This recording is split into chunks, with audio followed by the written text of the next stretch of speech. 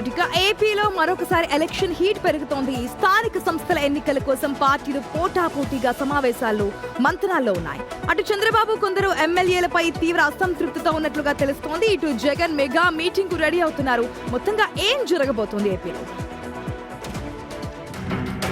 ఏపీలో స్థానిక సంస్థల ఎన్నికలు దగ్గర పడుతుండగా పొలిటికల్ హీట్ వేవ్ పెరుగుతోంది.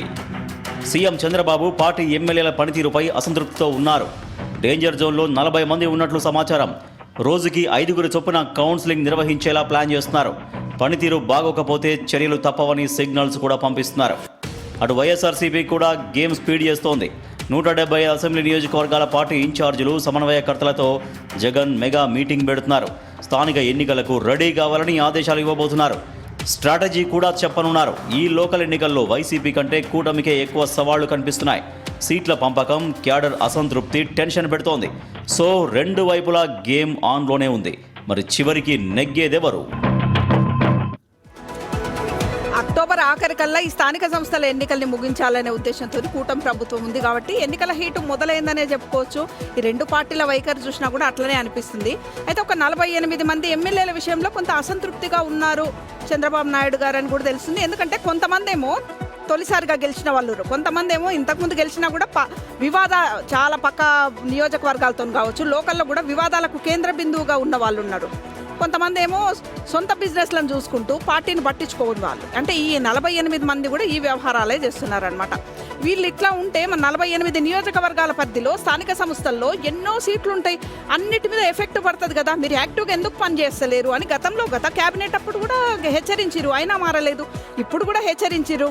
ఈ 48 మందితో పాటు అందరూ టీడీపీ ఎమ్మెల్యేలకు సంబంధించి ఇన్ఛార్జ్ మంత్రులకు కూడా వీళ్ళ బాధ్యత అప్పగించాలి. వీళ్ళు ఎట్లా చేస్తారు, ఏం చేస్తారు, జిల్లా పరిధిలో పార్టీకి సంబంధించిన వాళ్ళ నియోజకవర్గ పరిధిలో పార్టీకి సంబంధించిన కార్యక్రమాలను ప్రమోట్ చేస్తురా లేదా అని వాళ్ళ మీద అయితే ఒక స్పెషల్ కాన్సన్ట్రేషన్ పెట్టారు. ఇంకొక విషయం ఏంటంటే ఈసారి 34% స్థానిక సంస్థల్లో రిజర్వేషన్స్, పట్టణ స్థానిక సంస్థలు 33.33% ఇస్తున్నారు. ఇంకోటి డైరెక్ట్ ఎలక్షన్స్, అటు మేయర్ కావచ్చు, ఇటు మున్సిపల్ చైర్మన్ డైరెక్ట్ ఎలక్షన్స్ ఉన్నాయి. ఇవన్నీ నేపథ్యంలో చాలా సీరియస్గా తీసుకోవాలి. ఇట్లా సీరియస్నెస్ లేకుండా మళ్ళీ మనమే అధికారంలో ఉంటే స్థానిక సంస్థలు ఓడిపోతే చెడ్డ పేరు వస్తుంది కదా. ఆ విధంగా చంద్రబాబు నాయుడు గారు సీరియస్నెస్ పెట్టారు. మరోపక్క జగన్ గారు రేపు 175 నియోజకవర్గ పరిధిలో ఇన్ఛార్జీలందరితో కూడా భేటీ కాబోతున్నారు. మనం గతసారి మనమే నెగ్గినాం కాబట్టి ఈసారి పట్టు నిలుపుకోలే ప్రయత్నం చేయాలి. మనం ఏదో 11 అసెంబ్లీ స్థానాలు గెలిచినాం కాబట్టి అదేదో తక్కువ అని భావన వద్దు. 40% ఓటు బ్యాంక్ మనకు వచ్చింది, అది పరిగణలోకి తీసుకోండి, యాక్టివ్గా ఉండండి, ఒక్కటి కూడా చేజార్చుకోవద్దు అని కూడా ఆయన సందేశం పంపుతున్నారు. ఏదేమైనప్పటికీ ఒక ఎన్నికల వేడి, స్థానిక సంస్థల ఎన్నికల వేడి అయితే మంచిగా రాజుకుంది ఏపీలో. ఇక ఫలితాలు ఎట్లుంటాయో చూడాలి. రైట్. ఇప్పుడు ఆంధ్రప్రదేశ్లో గవర్నమెంట్ ఏర్పడి 2 years కంప్లీట్ అయింది. దాదాపు 2.5 years కావస్తుంది. ఇప్పుడు నిజంగా పరీక్షే. ఎవరికి పరీక్ష? ప్రభుత్వంలో ఉన్నటువంటి కూటమికి పరీక్షే, ప్రతిపక్షంగా ఉన్న వైఎస్ఆర్ కాంగ్రెస్ పార్టీ కూడా పరీక్షే. ఇప్పటిదాకా ప్రభుత్వ కార్యక్రమాలకు, ప్రభుత్వ పథకాలకు ప్రజల నుంచి ఎటువంటి ఆదరణ ఉంది అనేది ఇప్పుడు డెఫినెట్గా ఈ ఎన్నికలు నిరూపించబడబోతున్నాయి. ఎందుకంటే ఇప్పుడు జగన్ ఏదైనా టూర్లో బయటకు వచ్చినా కూడా ఇప్పటికి కూడా తండోపతండాలుగా జనం వస్తున్నారు, చూస్తున్నారు. సో మరి నిజంగా జగన్ చూడడానికే వస్తున్నారా, లేదంటే జగన్ను కోరుకుంటున్నారా? నిజంగా జనం ఇప్పుడు జగన్ను కోరుకుంటే కనుక స్థానిక సంస్థల ఎన్నికల్లో వైఎస్ఆర్సీపీకి అధిక స్థానాల్ని కట్టబెట్టేటువంటి అవకాశం ఉంటుంది. లేదు, ప్రభుత్వానికే మద్దతు చూపుతున్నారు ప్రజలు, ప్రభుత్వ కార్యక్రమాల వైపే ఉన్నారు అంటే కనుక డెఫినెట్గా మళ్ళీ కూటమికే అద్భుతమైన ఫలితాలు రాబోతున్నాయి. సో ఓవరాల్గా మొత్తం 164 మంది ఎమ్మెల్యేలు ఇప్పుడు కూటమి ఎమ్మెల్యేలు. దాంట్లో ఒక్క టీడీపీ ఎమ్మెల్యేలు 135 మంది వాళ్ళు విజయం సాధించారు ఎన్నికల్లో. దీంట్లో 40 మంది ఎమ్మెల్యేల పనితీరు అస్సలు బాగా లేదు అనేది సీఎం చంద్రబాబు దగ్గర పార్టీ అధినేతగా ఉన్నటువంటి రిపోర్ట్. సో ఇప్పటికీ దాంట్లో A+, B, C, D ఇట్లా అన్ని కేటగిరీలో విభజించారట. సో CDలో ఎవరైతే ఉన్నారో వాళ్ళ పర్ఫార్మెన్స్ మెరుగుపరుచుకోవాలి, లేకపోతే చాలా వరకు ఎఫెక్ట్ పడుతుంది. ఎఫెక్ట్ మీన్స్ ఇప్పుడు వాళ్ళని ఇప్పుడేం తొలగించరు, కాకపోతే నెక్స్ట్ ఎలక్షన్స్కి వాళ్ళకు టికెట్లు ఉండవు.